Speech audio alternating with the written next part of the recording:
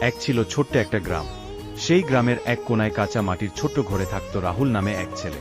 তাদের পরিবার খুবই গরিব ছিল। বাবা দিনমজুরের কাজ করতেন, আর মা অন্যের বাড়িতে কাজ করে সংসার চালাতেন। অনেক দিন এমনও গেছে যখন রাতে শুধু ভাত আর লবণ খেয়েই ঘুমাতে হয়েছে। রাহুল ছোট থেকেই খুব শান্ত আর পরিশ্রমী ছিল। তার একটা স্বপ্ন ছিল, একদিন বড় মানুষ হবে, যাতে তার বাবা মাকে আর কষ্ট করতে না হয়।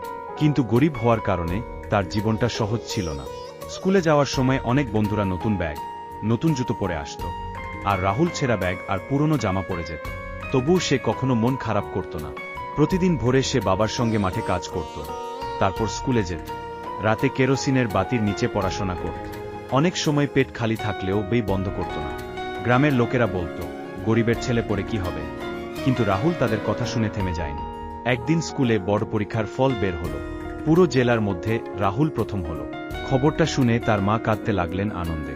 বাবা ছেলেকে বুকে জড়িয়ে বললেন, আজ আমার কষ্ট সার্থক। এরপর ধীরে ধীরে রাহুল বৃত্তি পেল, বড় শহরে পড়াশোনা করল, আর একদিন একজন বড় অফিসার হয়ে গ্রামে ফিরে এলো। সেই কাঁচা ঘরটা পাকা বাড়ি হলো।